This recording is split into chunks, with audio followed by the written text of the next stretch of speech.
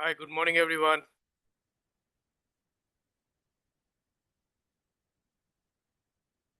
Can you hear me? Good morning, sir. Morning. Great. Thanks, Aman. Hi, sir. So, Good morning. morning, Avinash. How are you? I I'm very tired. I didn't want to share that. Sunday morning, you're tired? I had 10 days continuous cycle meeting and I was roaming around the country. Every day there was a meeting from morning 9 to 6. Just today Okay. morning 4 o'clock. Oh boy, I can understand. The the mantra in the corporate world is meeting before meeting, meeting after meeting. Yes, sir. Yes, sir. That True, used to be sir. the True, that sir. used to that used to be the old Limca ad. Limca after Limca, Limca before Limca. In the corporate world, it is meeting after meeting, meeting before meeting. And And what is sometimes the a agenda? meeting without meetings, sir. Yeah, there is a meeting on why there is not no meeting, and there is also a meeting on what kind of meeting you are going to have in the future. True, sir.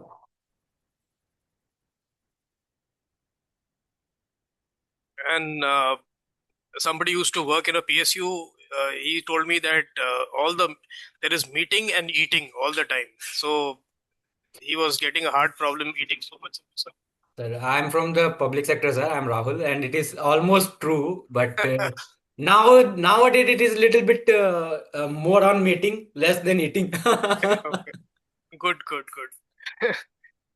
Okay, great. So today we will talk about a very important aspect of learning and development, which is the relationship with vendor partners. So, so far we have been talking about various aspects of learning and development and how it is connected to project management. Earlier, we had talked about stakeholder management. Then we spoke about communication plans, etc. Then we had spoken about hybrid training. So, whatever, I think this whole idea of associating learning and development with project management is a very good idea because project management is a very intense form of management with a focus on three areas. One is cost, one is quality, and the other is timeline. So, cost, quality, time. These are three critical factors. And if you actually measure these three very closely, then you will get good returns for whatever initiatives you take. And when we associate this with learning and development, this becomes very effective because learning and development immediately acquires a dimension which is very useful for the people who are practicing the learning, the people who are participants in the programs, the people who are stakeholders and decision makers. So for everybody, this becomes learning and development becomes far more effective. So today we will talk about vendor partner relationship with learning and development. So generally we do not have one entire lecture on relationship with vendor partners in any vertical, any department. But in learning and development, this is actually a good value add, and it's important to learn this. So any thoughts why in learning and development you have to work with vendor partners?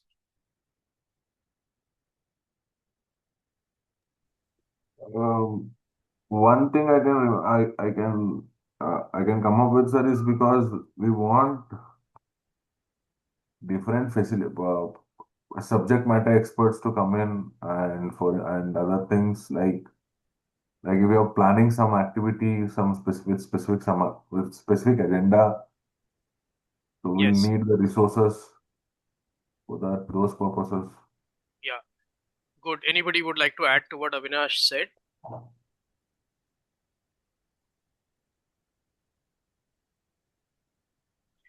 Okay, so I think Avinash, you get the virtual chocolate today, uh, in I spite just of want being to very add, tired. Yeah, sure. Please go ahead. Somebody said something. vendors are very important to just streamline the whole L&D process. If they are not delivering the objects in time, then in that case, the whole process of delivery will be misaligned. Mhm. Very good. So management of vendor is very.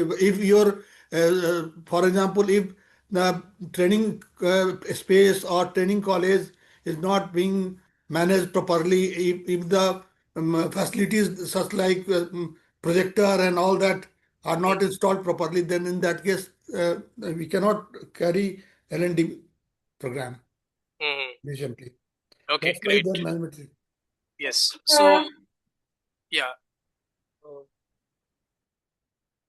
somebody was trying to say something. Okay, I think Avinash and Sanjay have brought out some important aspects why we need vendor partners.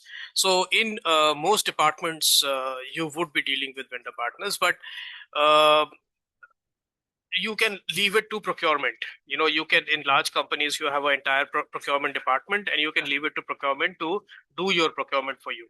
So they will go to the various training companies, they will interact, and they will do the pricing, they will do the contracting, and they will come back and say that, okay, you can work with this person. But in learning and development, it's a bit different. And now we will talk about why it's a bit different. So let me just share my screen with you.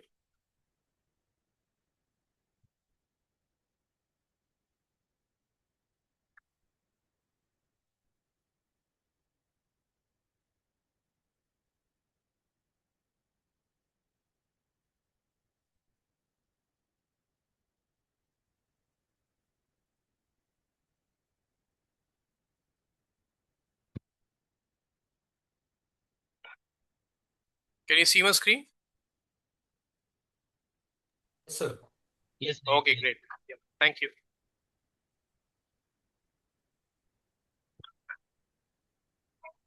So generally what happens is that the sourcing is done by procurement departments. They take the order. Whoever is the ordering manager, the ordering manager says, this is what I need, and they tell procurement understands the order, goes out in the market, gets the best price and the best conditions, and gets the job done. For example, the administration department may need some uh, air conditioners to be installed. So they can go to the procurement department and say that, please, I want 500, 200 air conditioners to be installed in the entire new factory, and you have to get me the best deal. So they will go to the market, they will look at the various providers, look at the features, look at the cost, look at the delivery timeline, and then decide that, okay, this is the best partner, and they will give the input to the ordering department that, look, you had asked for this many ACs, this is going to get installed, this is the company, and this is the pricing that we are getting. So I hope you are fine with this, and they will say yes. So unfortunately or fortunately, learning and development is a bit different, because learning and development requires a certain level of competency which procurement may or may not have. So procurement, typically, what is the criteria they use? What is the criteria that procurement uses generally?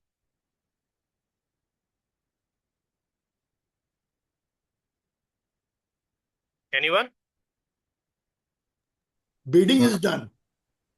Yes, bidding, and during the bidding, whom do they choose mostly? People. Mostly lowest price. L1, sir. Which quote the L1. lowest L1, one? sir. Yes, L1. So unfortunately, they just go for L1. So to get a foothold in the company, everybody quotes the lowest possible quotation that they can give, not compromising on the quality. But some vendor providers also compromise on the quality and give a very low, unrealistic project L1 cost. So that does not work in L&D. L1 doesn't work in L&D because L&D is looking for impact. L&D is looking for a specialized competency, and somebody who has a specialized competency will not quote L1. They would rather be somewhere above average in terms of pricing, maybe sometimes even top of the line. So if you are looking for somebody who's going to be very cheap and very competent, that does not happen in L&D, or happens very rarely. So therefore, the traditional vendor management process does not work in L&D.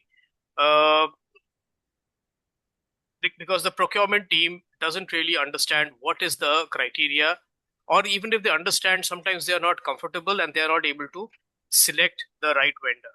Second is there is a lengthy and complex vendor sourcing process. So in large companies where you are sourcing very large orders, let's say iron and steel, or the prefabricated constructions. So the whole process can be long drawn, can be complex, and you cannot wait such a long time for L&D sourcing to happen because the process is long drawn. So you would rather have a shorter, quicker process. Uh, Ineffective vendor performance management. So in learning and development, why is the vendor performance management difficult to measure? Any thoughts?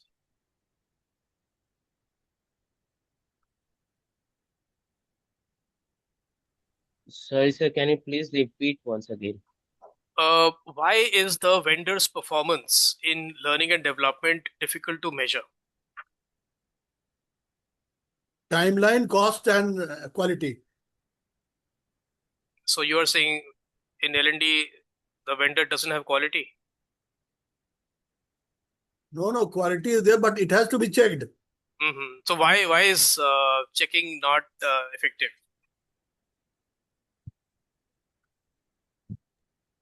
Sir, outskirts can be checked, but it cannot be thoroughly checked uh, in such short span of time, because training had from the other agency or vendor, Mm-hmm. it might have got its own planning, 4 days training, 5 days training, or some training parameters, Mm-hmm. right? But Right. when we are checking as an L&D expert, we Mm-hmm. can go with the main points only. We Mm-hmm. can go with the certain pointers whether it suits to our organization or not. So prima facie, it may appear good, it may appear, I mean, say that fulfilling, Mm-hmm. but deep inside, it may not be so much effective as it should be. It may be a challenge also. Okay, yeah, good, Dr. Ashit. Good, good points. So, in learning and development, typically, it's not easy to capture the impact of learning and development. So, we have heard of a tool called Kirkpatrick level, 4 levels of Kirkpatrick analysis. So, that can be done, but it takes time, because suppose I train somebody today, the impact of that training is going to be long lasting, and it's difficult to track over time that what that impact has had. For example, let's say we all went to school, and in class 9 we learned a lot of things, class 10 we learned a lot of things. Those things are useful, those things are helping us today, but we are not able to put our finger exactly on what was that learning which is going to help, which is helping me today. So similarly in training, it's difficult to say that exactly what is having a big impact. So somebody had this observation, because in most companies, whenever you talk about training, people say that we don't want to spend so much money on training. So if somebody had said that if learning is expensive, try to do without it. So can you do? No company can do without it. No company can not have training in the company. If you don't have training, then there will be consequences, very severe consequences. So, for example, just one small example: safety training. If in a factory, if you don't have safety training, if people don't understand safety procedures, there will be complete disaster in the factory. So, therefore, a lot of training is mandatory. In sales, if you don't train your salespeople, then your revenue will not go up. Simple. In customer service, if you don't train people, then your customer service will be very shoddy and customers will leave you and your business will collapse. So training is very critical, but the process of capturing the impact of training is not easy. Therefore, vendor performance management is very challenging. And also the next point, poor visibility and spend effectiveness. So exactly, if I am spending, let's say, um, 20 lakhs on a leadership development program, and I'm taking my top leaders through the program. So it's very difficult to say that, okay, I spent 20 lakhs and I got a benefit of 40 lakhs. So it's very difficult to say that. Therefore, you have to, this question will always be there. If you find it expensive, try to do without it. That is a big risk you would not like to take. But at the same time, this is true that there is poor visibility and of this effectiveness of the money that you've spent. Okay.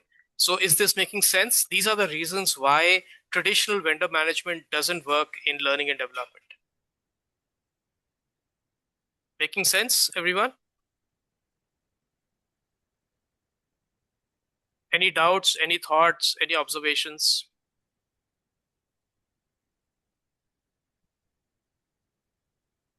All quiet, Sunday morning blues?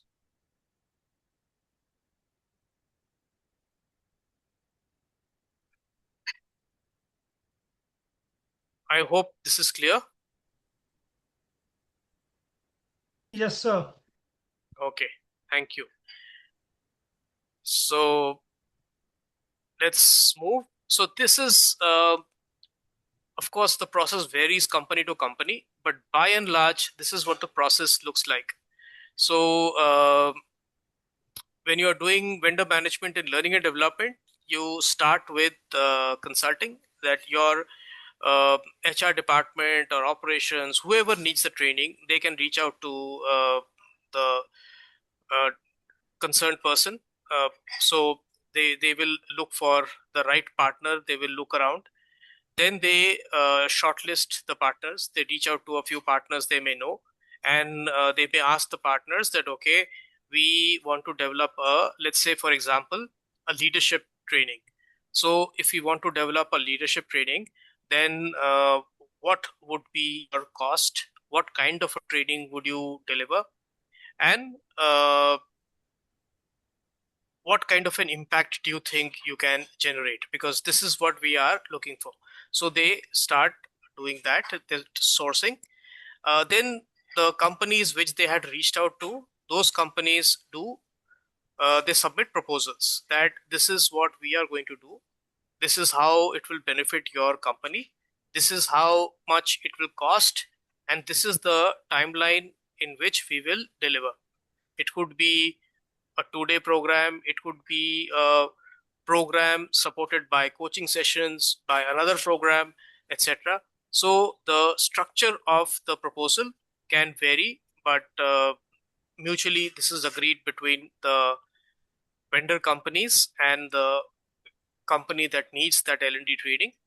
Then whoever they zero in on, they agree to go with one of the vendor partners. So they draw up a contract which has all the clauses in terms of timeline, delivery, quality of delivery, uh, any other clauses, any risks that there may be, because the company will be providing confidential information. Like I recently worked for 2 or 3 companies where they were reluctant to share their sales data with me because I was creating the content for them. So initially they were reluctant. Then I signed a non-disclosure agreement with them, and then they shared the data. So the contract has to look at all of these aspects. Next is you maybe do a pilot. You may start the program. So you initiate the onboarding and training. Then once the training happens, you evaluate, draw up reports, and eventually there is the invoicing and the payment to the vendor partner. So process and procedures, quality audits, service level metrics, performance reporting, all of this is a part of this. So this is generally the process that is followed in L&D vendor management. So in case you have any questions, please feel free to ask. I will keep moving, but you need to tell me wherever you have a question. Okay. So elements of, Sir, yeah, I have a question. yes.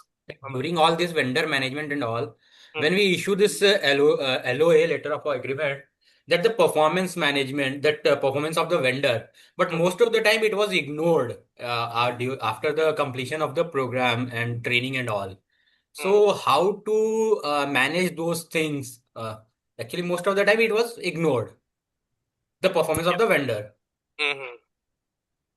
So, Aman, that's a very valid question.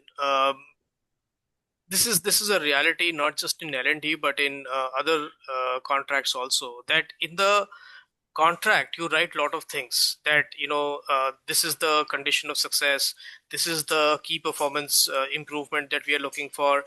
If you don't deliver this, then these are going to be the consequences. So there are a lot of things written in a contract, but actually very few of those clauses are invoked in real life. So, for example, when you install MS Office, the installation agreement is runs into lots and lots of pages, and in the end, there is a decision box which says that do you agree with that or not, and people just click I agree, and they carry on. So nobody reads all the things that are written over there. So similarly, all contracts also tend to be like that unless you choose to enforce it. So that is up to you. You have to enforce it closely if you wish to, if you are serious about those contracts. Unfortunately, very often I see people don't even draw up a contract. They just take a template, change the name, put some other name, and then pass that off as a contract. So it is up to the company which is managing the vendor, which is ordering the service, to closely monitor the contract if they wish to, if they want exactly what is written in the contract. So, that's and that has to be mutual. I mean, of course, the vendor company also has to understand the seriousness of working with your company if you are very serious about the clauses of the contract. So, like once I worked for CSIR, Scientific Council for Scientific and Industrial Research, and we did a leadership program for them. So their learning director, their academy director, was very particular about every clause, and he said that okay, this you are let's say it was a 10-day residential program, and in that contract it was written that the training will go on because it is residential. It will go on 24/7 for 10 days. So there is no respite. After classroom training, they will just relax, go to their hostel and relax. That won't happen. You have to give them tasks, so that they are on their toes and they're learning, and tomorrow they will come and present. So we were not doing that. We were just, giving them some break after in the evening so that they can just, interact with each other and enjoy. So the director came and said, no, look at the contract. The contract says that you have to give them tasks which will keep them busy as individuals or groups, and they will have to come and present that the next day. You have to give them a project during these 10 days so that they are completely occupied. There is no, this is not fun. This is a serious leadership development program, and everybody has to be on their toes. So it is up to both the parties whether they are serious about the contract or not. Okay. Otherwise, most of the contracts, you are absolutely right, it does not really get adhered to. Thank you, sir. Thank you, sir. Welcome. So these are some elements of learning vendor management. One is that you can't have too many vendor partners. So it's better if you rationalize the number. You regularly work with one or two of them, and you do not have a whole army of vendors. And every time you have a need, you send it to their WhatsApp or write a mail to them saying that I have all these requirements. So everybody will come with a presentation, and you may not have enough time to go through everybody's presentation, interact with everybody, etc. So it's important that you just have a select few and don't have a whole army of vendors who are there to take care of your requirements. Uh, Next is vendor transition. This is again very important. Sometimes you're working with one particular vendor, but then some new requirement comes in, and you say that okay, this vendor doesn't have those capabilities. So let me look at some other vendor. So nowadays, the biggest criteria that is becoming more and more common for everyone vendor to have, guess what is that criteria, what is that capability that every vendor is expected to have? Quotation. Sorry. Is it quotation, sir? Quotation, of course, you will give, but what capability is expected from a vendor nowadays? Well, Diversity. no. Diversity, Immediate delivery of the no. One technical capability which everybody is looking for nowadays. It's a fashion. Quality and cost and within the timeline. Quality, cost, and timeline, right? But there is something which is very fashionable nowadays. Everybody is talking about it. It is like it has become the oxygen that we breathe. You know, Knowledge AI. of AI? AI. yes, Dia is right. AI. So everybody loves AI. As if we are tired of genuine intelligence, so we love artificial intelligence. So any vendor worth his or her salt has to come and say that I have AI capability also. You know, and if you most companies are looking for AI capabilities. So does your learning management system have AI capability or not? So whether you have or you don't have, if you don't say that you have, then chances are you will get disqualified.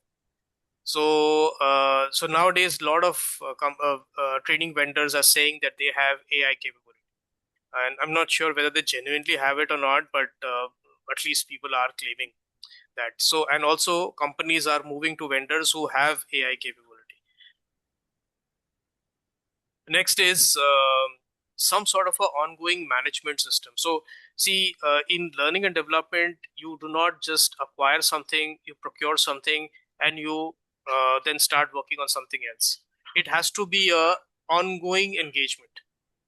So if I start a project, then it has to just go on. For example, I'm working with a company which is into industrial glass, and every quarter they have a sales training.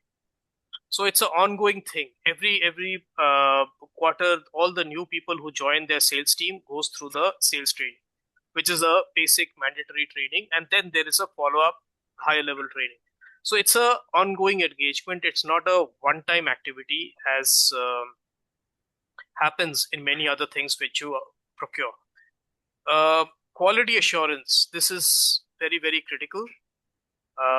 So first thing is that the training that you're delivering, does it have a positive impact? So very unfortunately, very often the L&D managers are not able to differentiate between what is a positive impact and what is a feel good impact. So they just go to a training, they sit for some time and observe the training. Then when the training gets over, they ask the participants, how was the training? And the participant says, oh, it was so much fun, we really enjoyed ourselves. And the L&D manager thinks, wow, that's great, the training is successful. So just because they enjoyed themselves doesn't mean the training is successful. The training could be on technical things like PowerPoint, Excel, etc. It could be on how to learn a soft skill like negotiation skills, influencing skills. So you have to look at the impact that the training is having, not just the initial feel good that the participants say, oh, we really enjoyed ourselves. So enjoying themselves and learning are not often the same thing. So the L&D leadership has to understand the difference. Sometimes trainers also influence the participants in such a way that the participants give good feedback. So that should not be the case. In one training, I discovered there was a trainer who used to get 100 out of 100 in every training. So I couldn't figure out that how come he manages to get 100 out of 100 in every training. Everybody gives him 5. Nobody ever gives him a 4 on 5. He was always 5 on 5. Then one day, one of the participants who was a friend of mine, so I asked him that, you've given 5. Is it is this Sushil's training really so good that everybody always gives him 5? He said, no, actually, he said that if he doesn't get 5, then he may lose his job. That's what he tells the participants. So everybody gives him a 5 because they don't want him to lose his job. So, so that's a manipulation.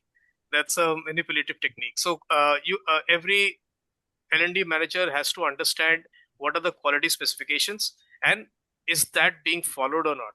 Okay, and not if there is any manipulation that is going on, that he or she should able to see through that there is a manipulation that is going on. Next is reporting and data analytics. This is very important, and unfortunately, learning and development, we often ignore this. So, any vendor who's delivering programs, is that vendor also providing reports and data analytics in terms of the training that is being done? So, if let's say many of you may be working with training companies also. So, I am also, I have my own trading company. So, uh, if I share a detailed report with a client, if I share data analytics, the client is immediately very happy about it. Whether they actually use the report to arrive at some decisions or not, that is a different thing. But they are very happy when they hear that the vendor partner has given a report and has given a lot of good insights in the training. For example, uh, recently I did a program on campus to corporate for the new batches which came. So from the batches, it was becoming quite apparent that they understood it was in a hotel for a large hotel chain, one of India's most well-known hotel chains. So it was becoming quite apparent that they came from hotel management institutes. They were very good with how to make food, how to handle beverages, how to interact with people in the front desk. They were very good with that. But beyond that, they didn't really understand the principles of customer service. So they have to understand the principles of customer service. How is it that they are able to deliver a transformative experience to a customer? So these are things which we found that they lacked. So therefore, an additional program was created so that they understand the basics of handling their guests. So that is a insight which came from reporting and data analytics. So this is very important. Any thoughts before I move?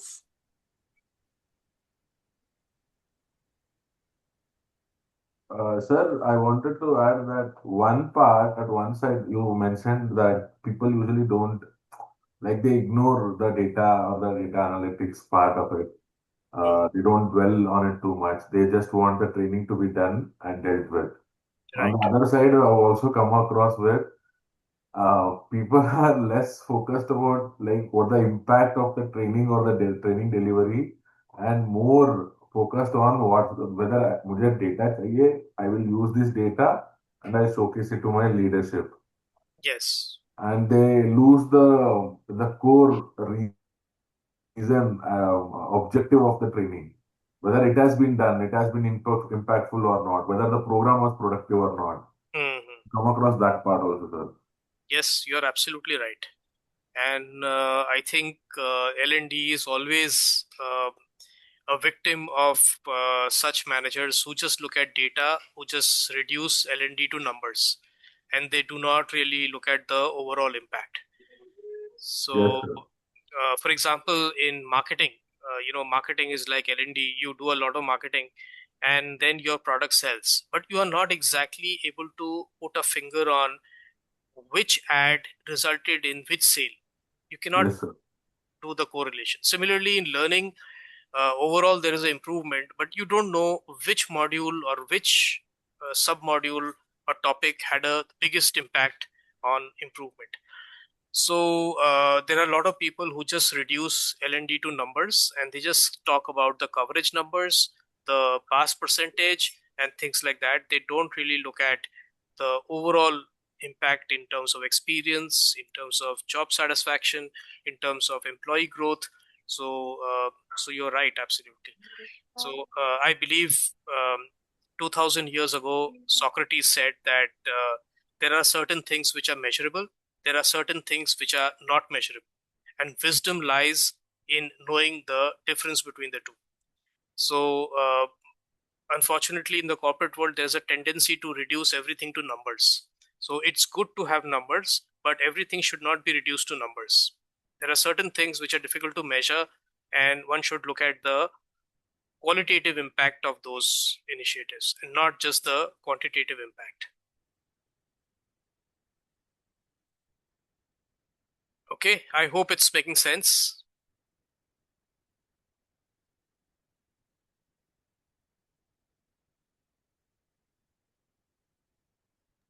Yes, sir, it did. I'm sorry I was on mute. No problem. Thank you. So some advantages of outsourcing learning vendor management. Now, the biggest reason which we were talking about in the beginning, why L&D departments have to outsource, is because it's not possible for every L&D department to have the wide range of capabilities that are required.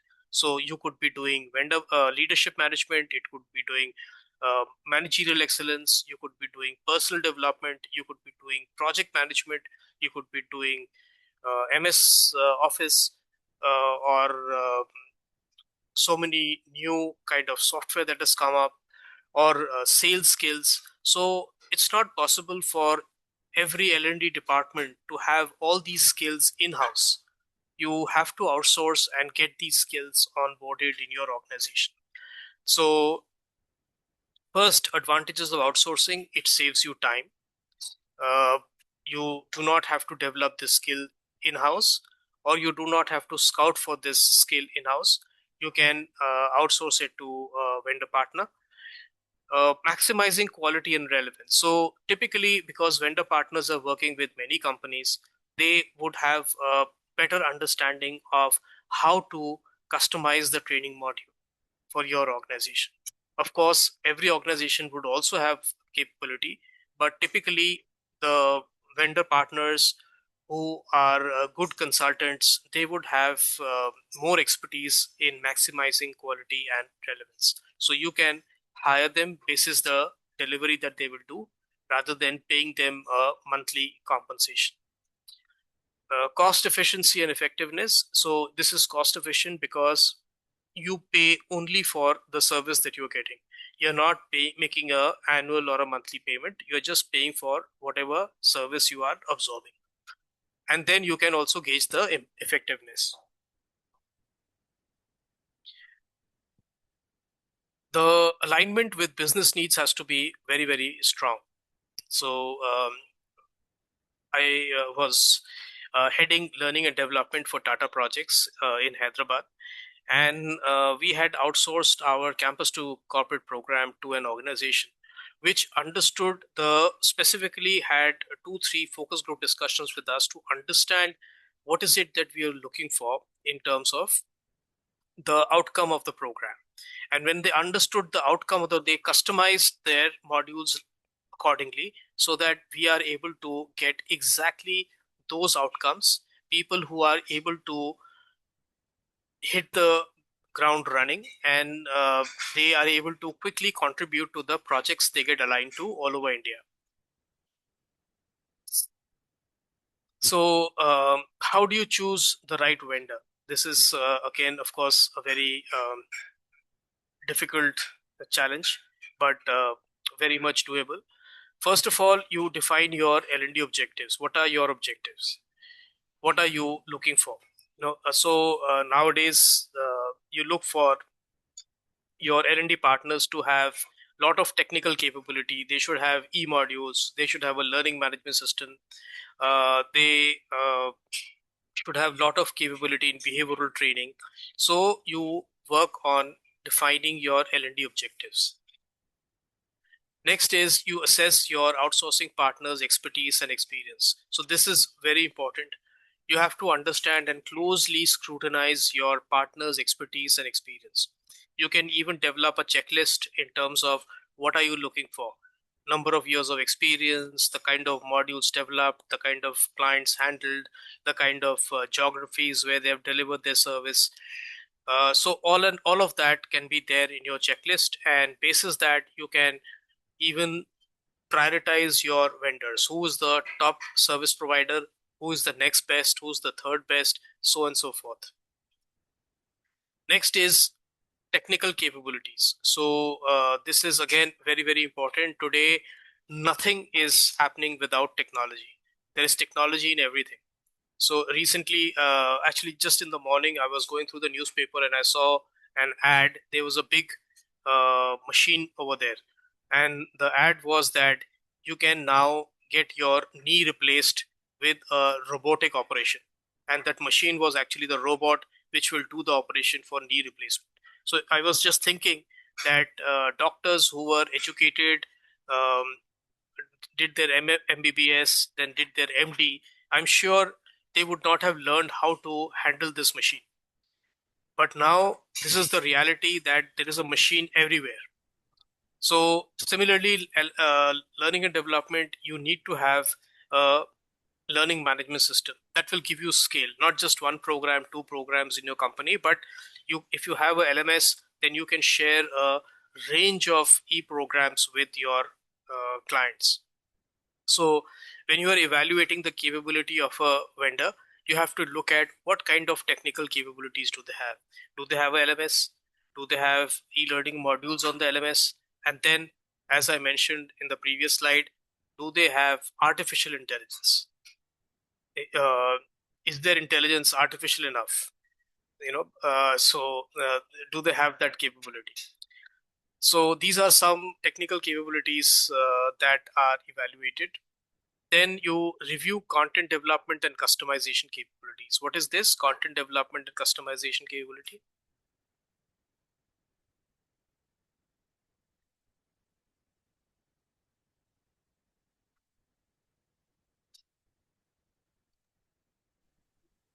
Quality of content. It means subject Quality of matter expert. It's no, actually, it's the quality of content. So uh, quality of content and whether it is as per the requirement, tailor-made or personalized or not. yes, Sanjay, absolutely. So another virtual chocolate for you. So content quality is very, very critical. You know, what kind of a content you develop, and is it customized to the organization's needs or not? So is anybody aware of the ADDIE model? ADDIE. What is the ADDIE model? Anyone?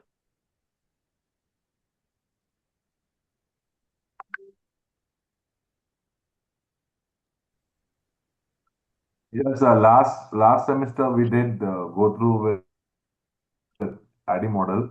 Apply Uh, Abbreviation, I remember expansion of the same. apply I development. think I've forgotten. I Design, think development.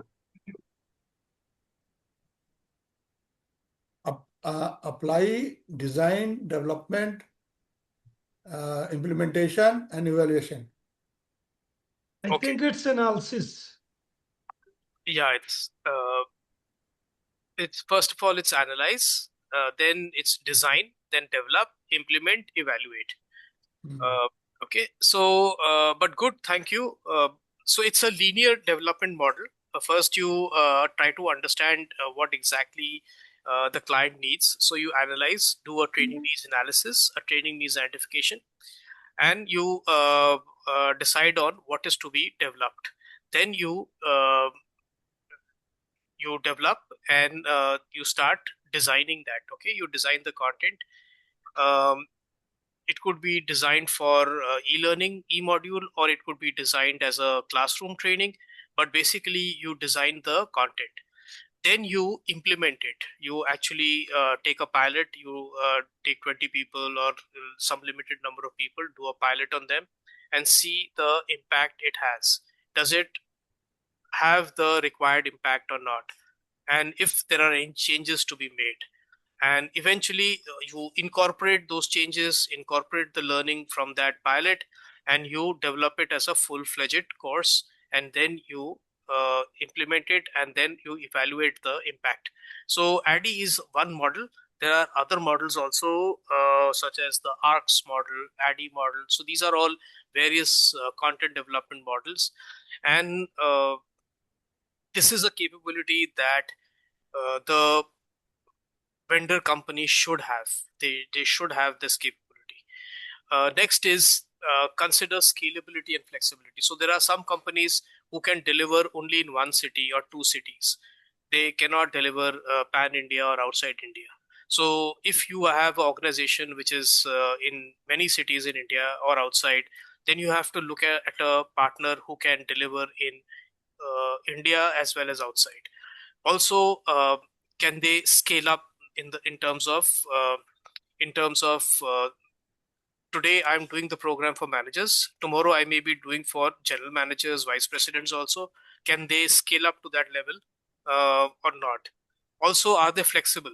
You may say that, look, in my company people don't have time to come out for an entire day, so can you do this in a half day, many half days, instead of doing 3-4 days together, can you do, instead of 3 days together, can you do 6 days of half days? So do they have that flexibility? Do they have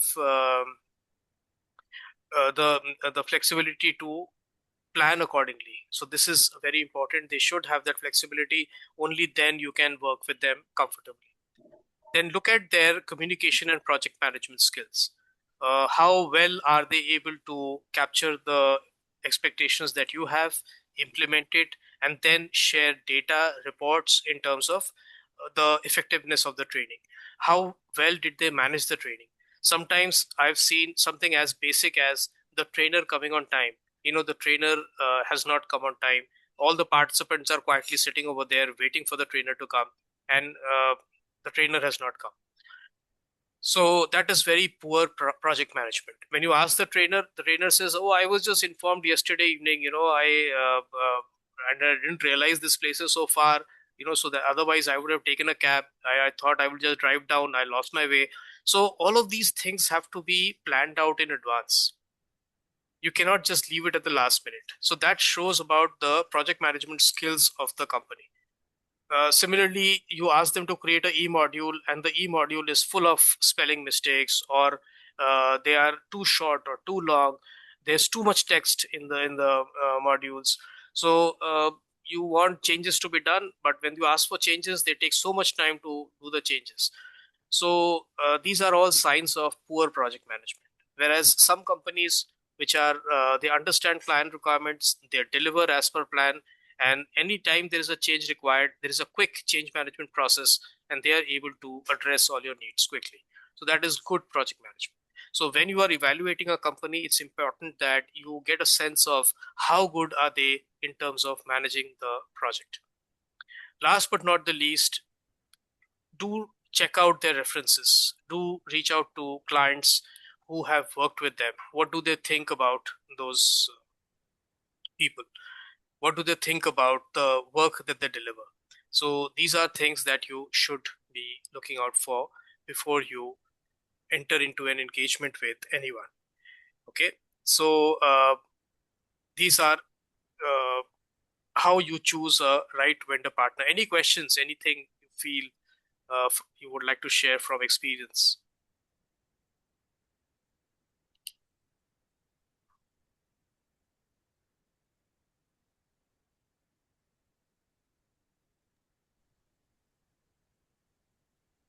Okay, if not, we will move on. So these are some skills which are required for successful learning vendor management.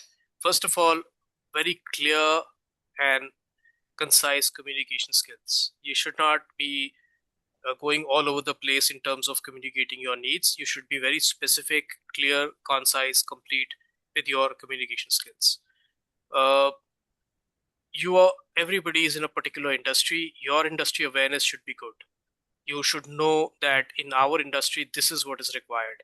If you are in IT industry or in banking, for example, recently somebody came and said that, I want a leadership development program for bank assurance. So, and just left it at that. So I asked, like, what is bank assurance? So that lady said that, okay, bank assurance, you're not aware of bank assurance? I said, no, I mean, you have to tell me that. He said, okay. So she said that basically the banking services that are made available for insurance, they have an insurance wing and they have a banking wing, and the interlinkage between the two, they want those people to be going through the leadership program. So the interlinkage has to be emphasized. So the whole training program is going to be on leadership development in a banking and insurance context. So therefore the industry awareness is very important. Now I can create something and give it to her, but she also needs to be aware of what are the requirements in bank assurance, and only then the program will be relevant to the users. Next is people skills. This is something which is required everywhere, but all the more here because the vendor partners, some of them will be senior consultants. There will be people who have been very senior professionals themselves, who are running their own companies. So how you interact with them, how you explain things to them, that will make a big difference. The ability to adapt and be resourceful. So all the answers will not be available to you all the time. So one should be flexible and one should be resourceful in terms of how you can uh, get the requirement that your client is asking for. Negotiation skills. This is very important, how you negotiate. Uh, you should not squeeze the vendor partner so much that the vendor loses interest in working with you. At the same time, you should not give away so much amount to the vendor that your company loses. So there has to be a balancing act between negotiating too stiffly or negotiating too liberally. Ability to network. Very often one vendor may not suffice for your requirements. So what sort of a network do you have? When you can you reach out to people and look for requirements elsewhere? So this is again very important. Managing projects well. So we just spoke about project management skills. So similarly, this skill has to be available with the L&D manager also, so that they are able to deal with their vendor partners. Because if you understand what is good project management, then only you will be able to demand good project management from them. Otherwise, you will not be very demanding and they will be lax, and then project management skills will collapse. Uh, Last but not the least, decision making. You should be very clear in terms of what your criteria is, and basis that criteria, whom would you like to prioritize and whom would you like to select. So that decision making criteria, the skills required for that, that should be a capability that you have. So these are some skills that are required for successful vendor management. So any questions, any thoughts, any observations?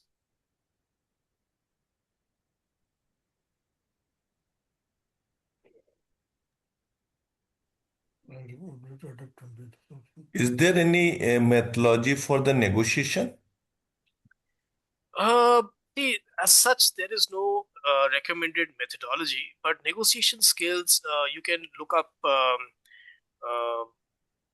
you can go to chat gpt and look it up in terms of negotiation skills. So basically there are certain steps that you have to keep in mind in when you are negotiating. So one of the step is called zopa, the zone of possible agreement. You may quote a certain price, the vendor may quote a certain price, the vendor may quote certain other benefits that they will give you. So the point is that you have to focus not on the differences that you have with the vendor, but you have to focus on the possible agreements that you have.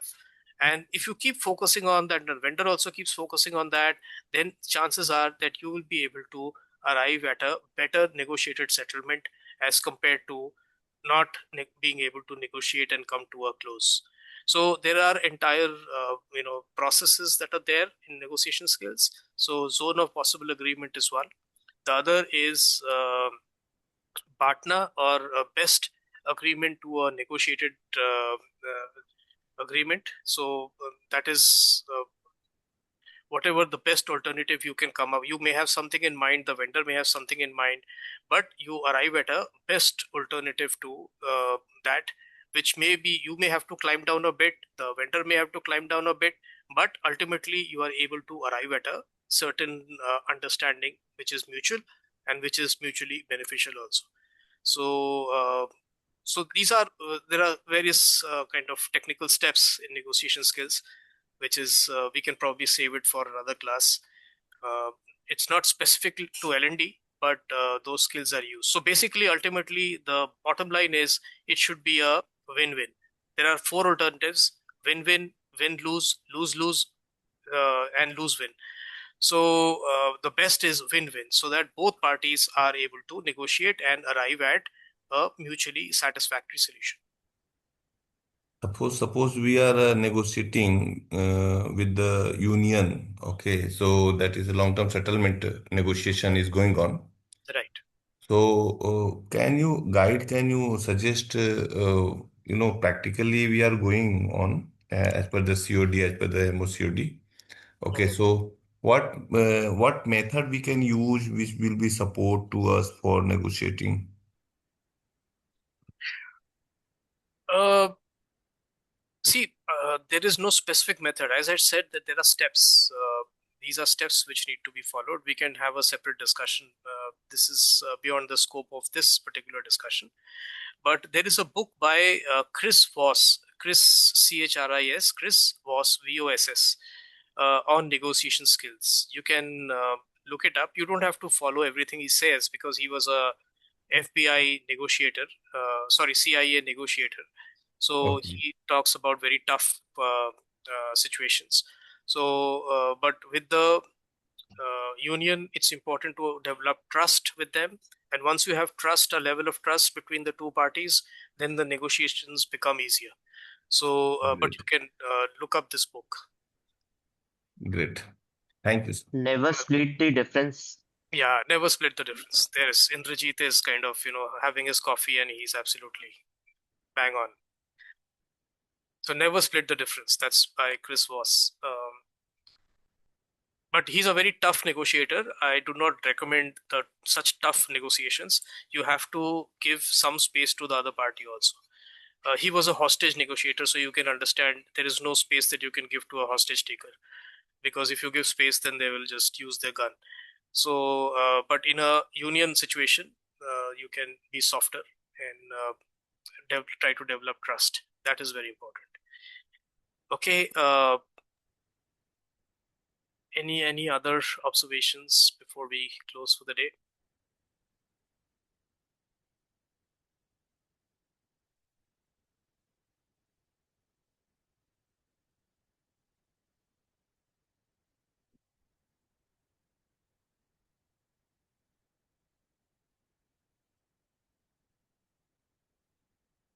Yeah, so I think I did see these questions earlier. Indrajit is saying, so when we say impact, is it related to the application of the training and business brought in?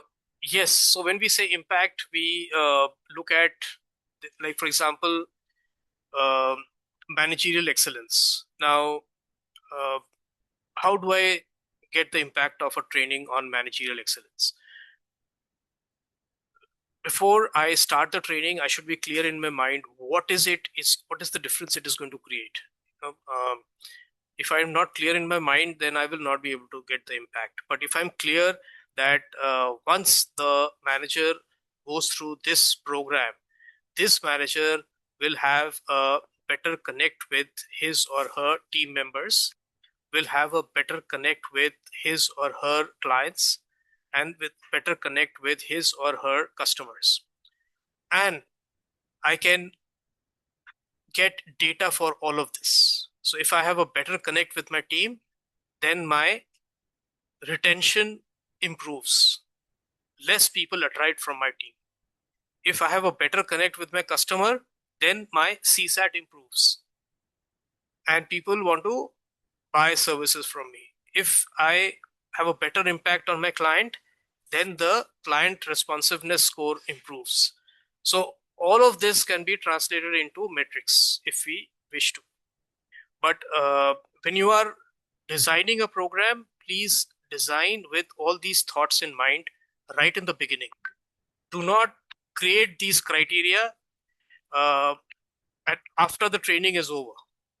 Okay, so try to have these developed right in the beginning, and then uh, when you implement the program and then you evaluate the impact, all of this should be part of a larger process that you draw up. I hope that's making sense. Yeah, so basically the point is very simple. Before we create, not before rather, when we are creating the planner, it should be kept in mind that this training is exactly focused on which part, how exactly it's going to help out the training. If we can Right. measure the output, if yes, how we are going to measure that output, because without doing that, it is just a mere training where a trainer is actually Absolutely. giving out the content to the trainees, and the Absolutely. training will get over with. Yes. Very good. So treat training as a systemic process, not just आज ये training करा दी, कल वो training करा दी, बहुत अच्छा, बहुत मजा आया training. Don't look at it like that. Look at it as an entire system. How can it be a systemic intervention? There is a writer called Peter Senge, Peter, Peter Senge, Senge. So you can read his books, and in terms of how you can using systems methodology, you can convert a organization into a learning organization. And learning organizations typically tend to be um, able to change quickly, learn quickly, be more effective with their products and services. What you said, Peter Singer, Seng, Seng. SENG. Any specific book of Peter Singer? Um, the Fifth Discipline, that's his most well-known book, The Fifth Discipline. Okay. So please read that. That is on L&D and how to use systemic analysis to improve learning and development outcomes. Sir, one Got thing, it. the evaluation takes a lot of time. So, in order to engage a vendor, I think the credentials of vendor and his past history is most helpful. Yes. Yes. Very, very important. Very important. Right. Great. So wonderful interacting with all of you. I hope you found the sessions relevant and beneficial. So I really enjoyed myself. Thank you. And you have a great week ahead. And we will talk again with each other very soon. So thank you. Thank you, sir. Thank Thank you. Thank you. Thank you, sir. Thank you, sir. Thank Thank you, you. sir.